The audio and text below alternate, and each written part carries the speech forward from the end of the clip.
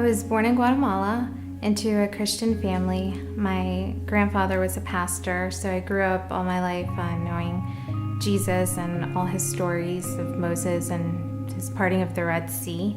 When I was about 5 years old, my family went to go visit my aunt's church.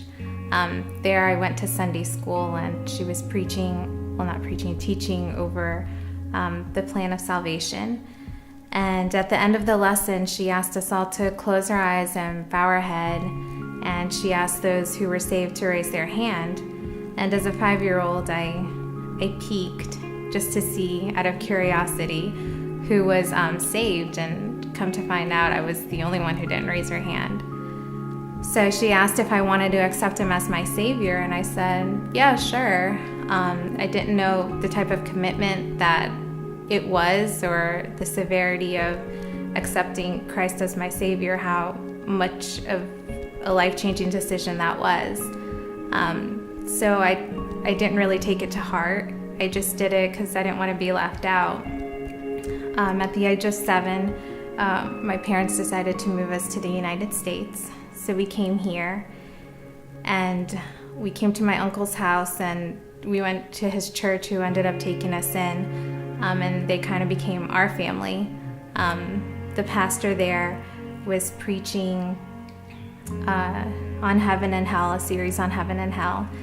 And I remember when I was 11, it was a Sunday night, he was preaching, it was the last sermon, and it was on hell.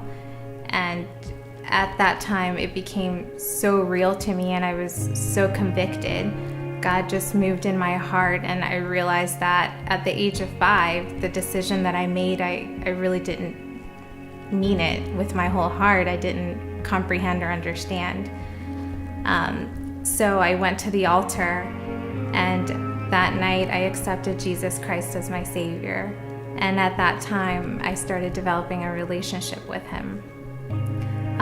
Through my teenage years, I really didn't take that decision much to heart.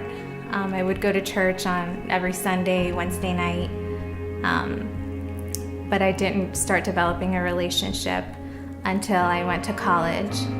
I kind of had to grow up, and God just worked in my life through all the chapel messages and the sermons on Sunday morning, and I could just really see Him answering my prayers and working through my life.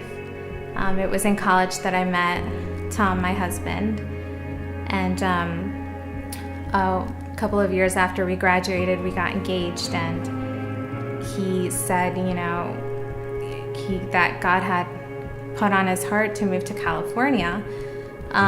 Me being from New Orleans, I'd never visited California.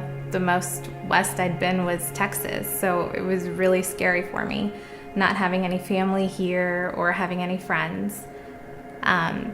So I said, no, there's no way, there's no possible way God's telling you to do that. So I was like, well, I'll pray about it. So I prayed about it, just kind of basically to appease Him. But little did I know that God had something else in mind for me, that my plans were not God's plans. And God definitely gave me the peace that California was where we both needed to be. So we moved out here.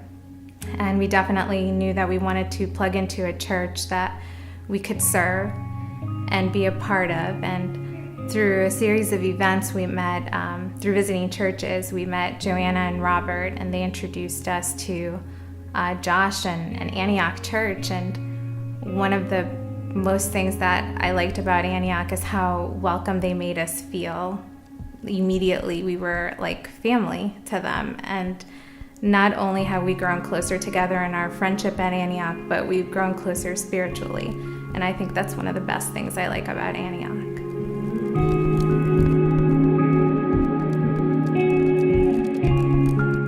My name is Dorian Sison. This is my story. We are Antioch.